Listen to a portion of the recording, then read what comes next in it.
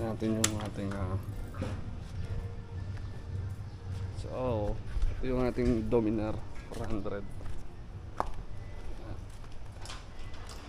Problema ngayon, meron siyang problema sa charging system daw. Under to no? Yun nga lang, mayroong problema sa charging system na kailangan natin ayusin. So Dominar 400. So this one is made by Kawasaki. Badja to Badja. Meron din siyang RFID kasi expressway legal to. Ayan. So test drive natin. So what's up guys? Welcome back. Ito na, ikot na natin yung ating Dominar 400, no? Titingnan kasi natin yung kanyang voltage. Kasi nga bumababa siya, no? So gusto ko lang sana makita kung kamusta. Ngayon 12.3 siya. Tapos nagto 12.5. Hindi ko alam kung kailangan lang ba na ito ng linis eh. Or may mga sakit lang ba na problema, no? So we're gonna do a road test para dito sa unit nating Dominar 400 para makita natin kung anong magiging problema niya, no? Tapos good news guys, ayan, nakabili na tayo kagabi ng legit na SD card na pwede na natin gamitin kung hindi na siya mag-ano na pangalan nito, hindi na siya magkukurap. Maganda na yung video natin.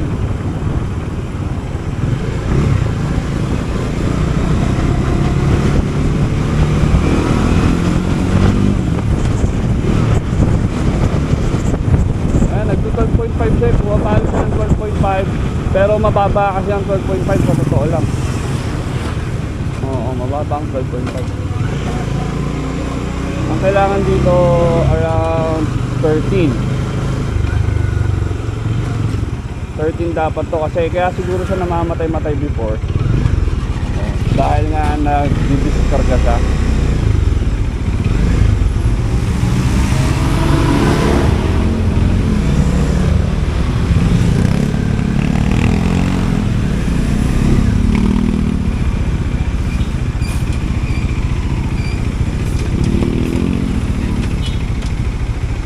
Magkano yan? Oo, yung 80 lang ako, sir. isa nga. Ilan, sir? Isa lang, puti. Anong kulay, sir? Yung puti na. Puti, Oo, puti.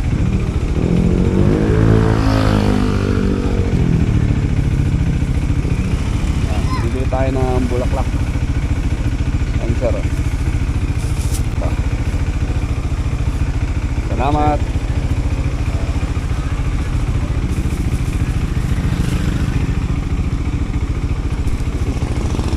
Pala bumili ng bulaklak pa sana motor.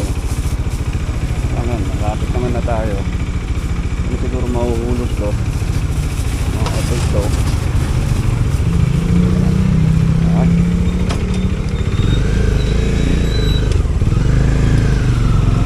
So 12.2 pa rin ang ating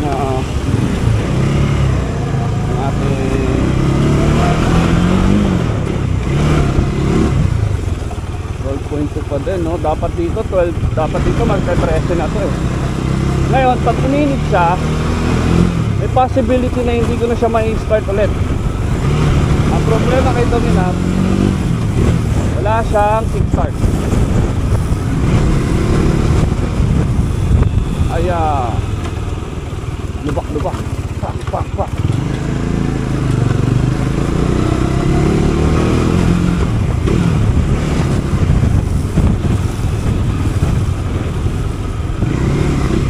Sana wag umulan, no? Kasi wala talaga tayong kapote. Ano ba?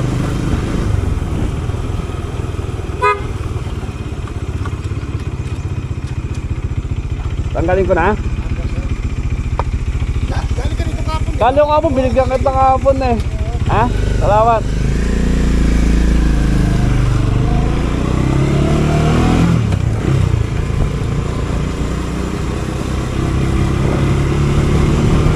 Nasundahan ako ni Kuya.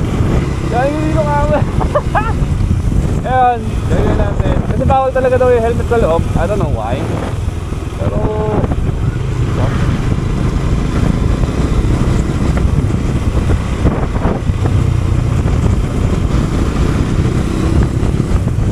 dito, hindi na natin sa papatayin kasi delikado eh. Baka mamaya okay, so still 12.2 ang ating voltage. Ngayon, ayaw niya umangat.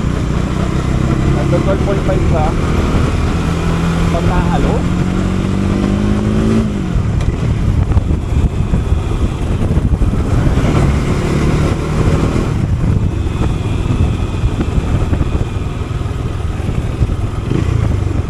Pag nahalog ka, nasa 12.5.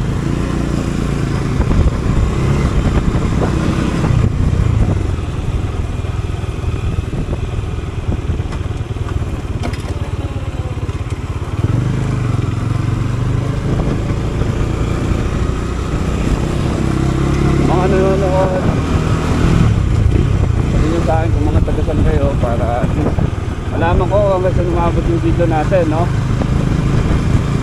So, welcome again sa Rings Motovlog.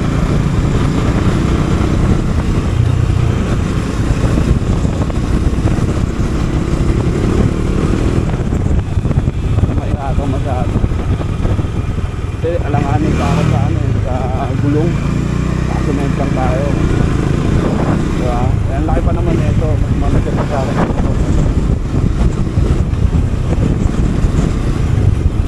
Ngayon, ano siya? 12.3.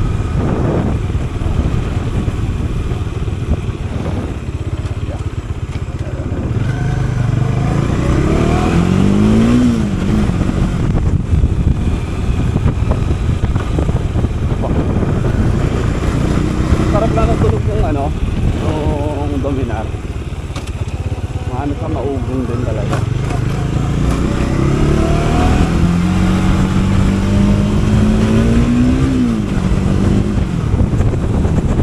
Diba? Maugong ngayon. Diba?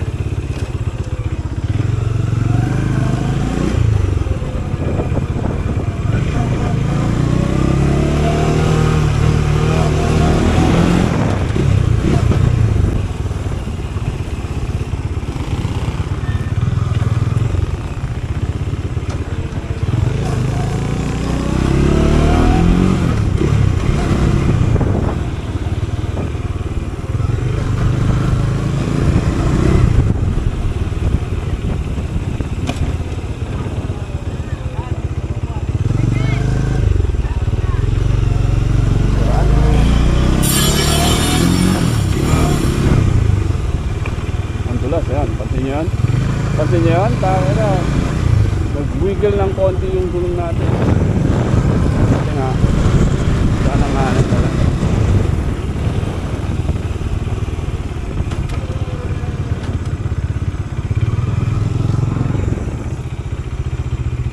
Okay, kasi na tayo para-review natin itong ano na ito natin itong Dominar.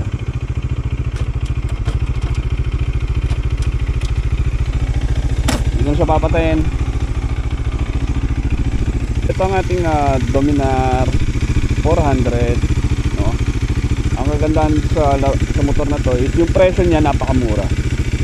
Para sa isang 400cc Expressway legal, napakaganda. Pwede na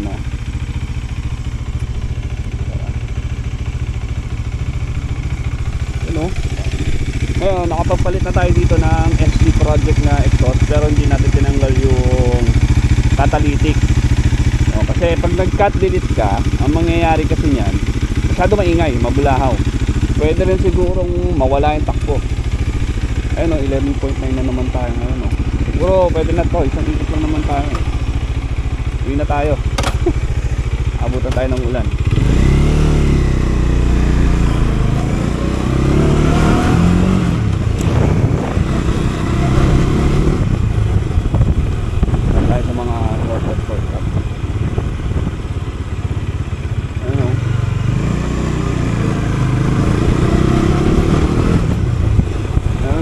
tinatawag na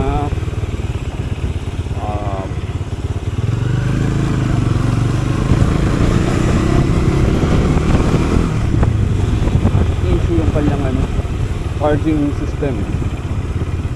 No? Pero bago lahat, gagawin muna natin lahat. And then, ano na tayo? Nagpapunta na tayo. Yeah.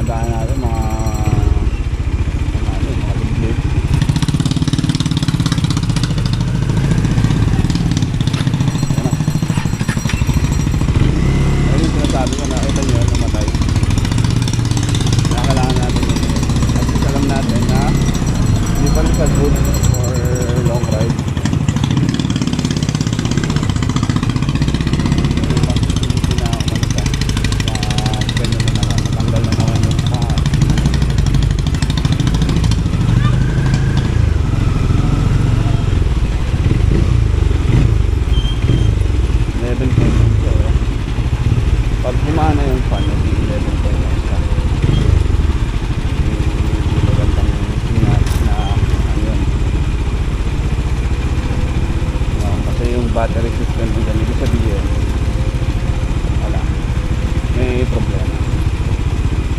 Ang sabi nung iba sa 4 kailangan daw natin parang tawag dito scan daw natin.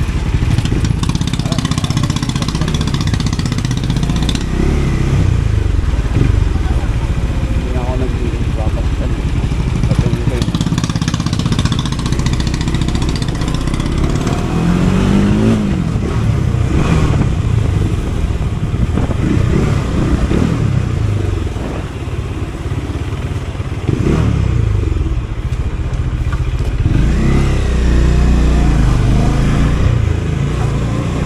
Ito na muna sa vlog natin sa video. Maraming salamat.